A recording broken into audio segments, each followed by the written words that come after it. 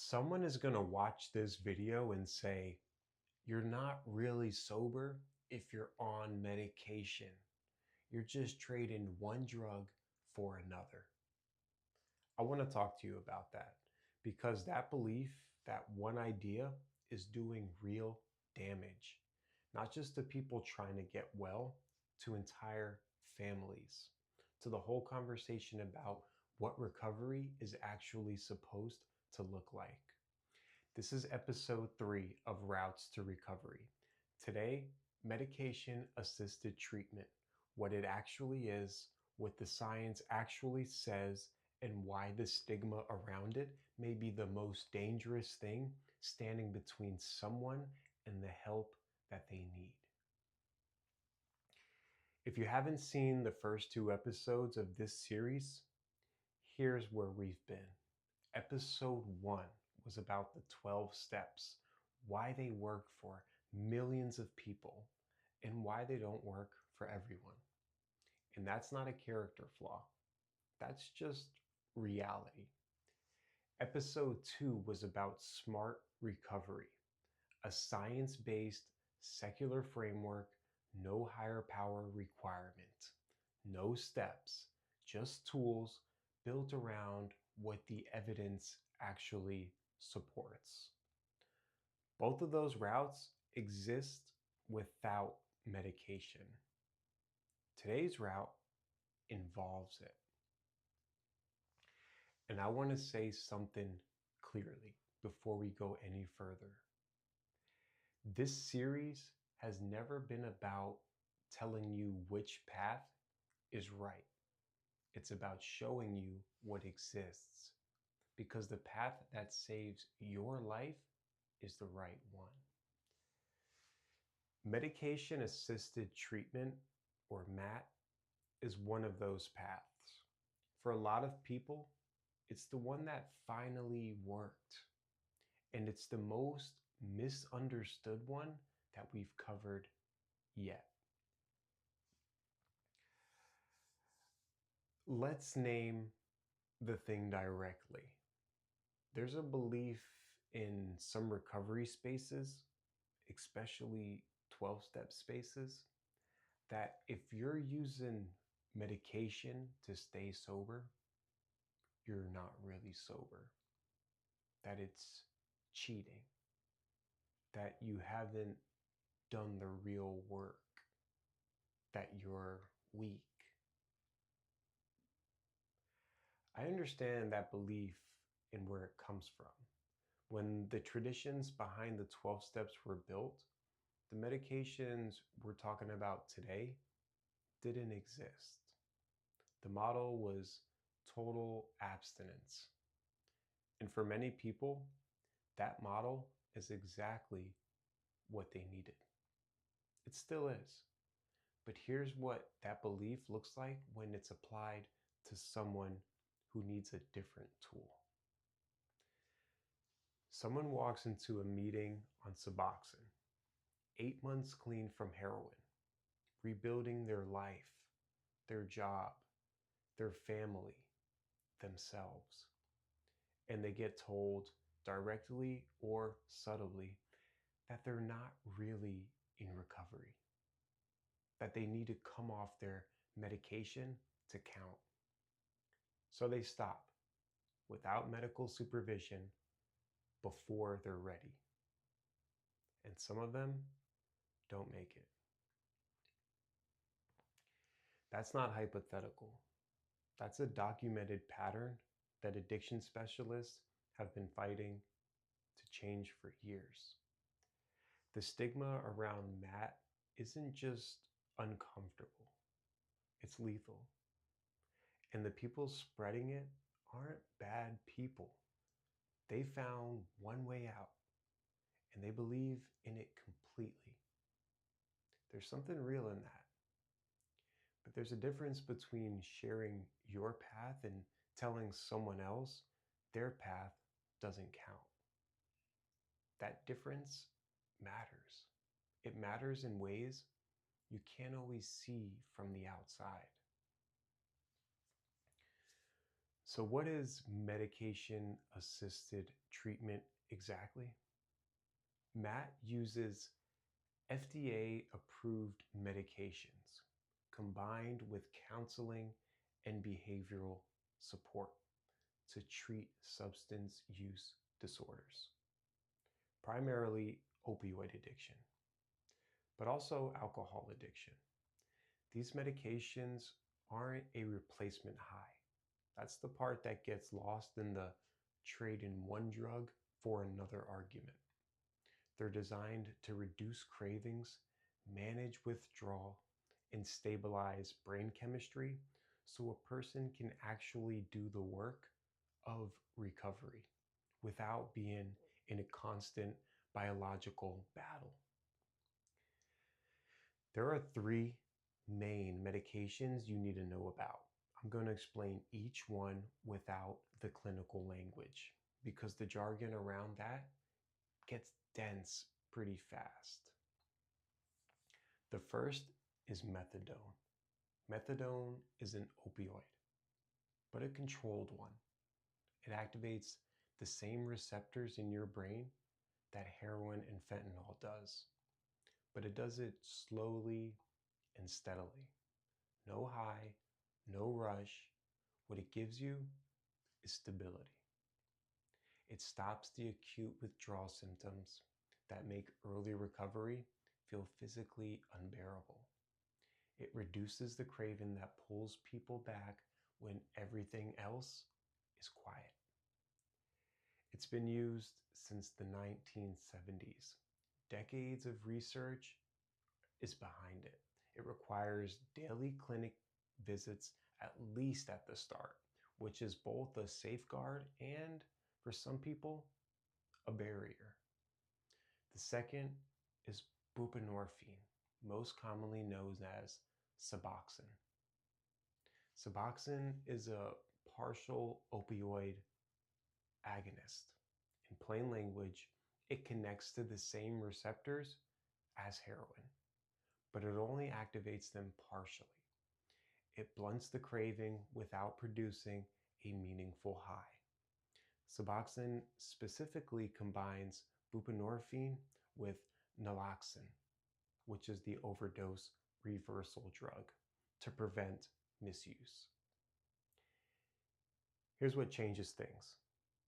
Unlike methadone, Suboxone can be prescribed by a certified doctor and taken at home. That makes it far more accessible. For a lot of people, it's the difference between a medication that theoretically exists and one that they could actually use. The third one is naltrexone, often known as Vivitrol.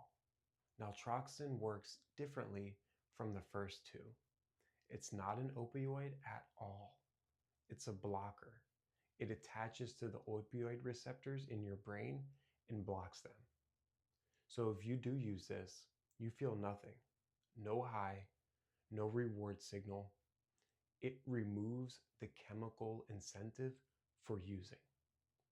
It's also used for alcohol use disorder.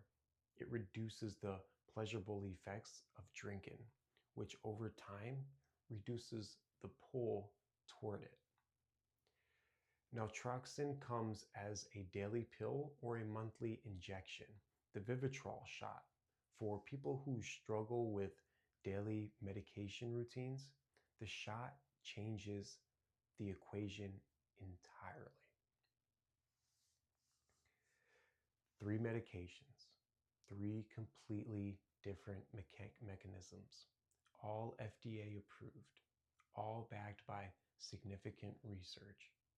None of them a shortcut. This is the part of the conversation that usually gets replaced by opinion. So let's use the actual numbers. MAT significantly reduces opioid use. Multiple large-scale studies show that patients on buprenorphine or methadone are dramatically more likely to stay in treatment And staying in treatment is the single biggest predictor of long-term recovery. Not willpower, not character, staying in treatment. MAT reduces overdose deaths. This is the number that stops me every time. Studies have found that MAT can reduce opioid overdose mortality by 50% or more. In the middle of an opioid crisis that has killed hundreds of thousands of people, that number isn't small. That's lives, real ones. MAT works best when it's combined with counseling and behavioral support. This matters. The medications aren't magic. They aren't a substitute for the therapy, the community, the personal work, the rough floor, a stable place to stand while you build everything else. The National Institute of Drug Abuse, the World Health Organization, these aren't fringe sources. They've reviewed the evidence. All of them have concluded that MAT is a first-line treatment for opioid use disorder. That's not one person's opinion. That's the consensus. So when someone tells you that using medication to recover isn't really recovery, they're not arguing with you. They're arguing with the data. If this series is giving you a more honest picture of what recovery actually looks like, hit subscribe. Every week on this channel, we're having these conversations that don't get had enough. Not the Instagram version, the real one. Subscribe so you don't miss where this series goes next. I want to come back to that question because if you're in this or someone you love is, it doesn't go away easy. I am really sober if I am on medication. Am I? Here's how I think about it. Sobriety at its core is about freedom. Freedom from the compulsive use of a substance that's destroying your life. Freedom from the cycle of craving, using shame, repeat. Freedom to be present with the people you love, to show up, to build something. Medication-assisted treatment used as prescribed under medical supervision, that's not the cycle. That's the opposite of the cycle. Your brain, after sustained opioid use, has been chemically altered. The pathways that regulate dopamine, reward, craving, they've all been reshaped. Expecting that to normalize through willpower alone is like expecting a broken egg to heal without a cast. The biology doesn't work that way. MAT gives your brain time to stabilize. It gives your nervous system a space to recalibrate. It gives you enough of a foothold to do the work you actually need to do. For many people, the goal is eventually tapering off medication under medical guidance. For others, long-term MAT is the plan, and the evidence supports that too. What the evidence doesn't support is the idea that you have to white-knuckle your way through biological chaos to prove your recovery is legitimate. You don't have to earn the right to use every tool available to you. You just have to stay alive long enough to build a life that's worth living for. I want to be clear about the limits here too. This series has been about giving you the full picture, not a sales pitch for any single approach. MAT is not for everyone. If your primary struggle is alcohol, the medication options are different. Naltrexone and acamprosate are the main ones, and they work best alongside behavioral support. If you're dealing with stimulant addiction, meth, cocaine, there's currently an FDA approved MAT option. That landscape is different. And for some people in opioid recovery, abstinence-based approaches, including the 12-step model or SMART, have worked completely. Those people exist. Their experience is real. MAT is most clearly indicated for moderate to severe opioid use disorder.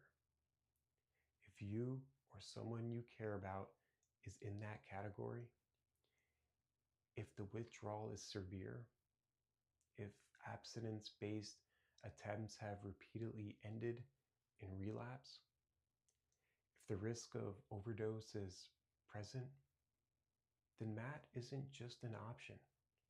It may be the most important conversation you have with a doctor. Not a sponsor, not a friend who's been in recovery for years, a doctor who specializes in addiction medicine. They can look at your specific situation and tell you whether MAT makes clinical sense. That conversation isn't an admission of weakness. It's the most strategically smart thing you can do for your recovery. We started this series asking one question. What are the routes to recovery? Not just one, not the one your sponsor took, not the one your brother found, all of them. Episode 1, The 12 Steps. Powerful for millions, not a fit for everyone. Episode 2, Smart Recovery. Science-based, secular, built around self-agency. Episode 3, Medication-assisted treatment. Proven, stigmatized, life-saving. If you've been on the fence about MAT because of what you've heard in recovery spaces, I hope this gave you a more complete picture. You deserve to make that decision based on evidence, not shame. Next episode, we're getting into something that sits beneath all 3 of these routes. The thing that determines whether any treatment actually sticks long term. We'll get into that next time. If this reached you, share it. You never know who in your circle needed to hear it today. I'll see you in the next one.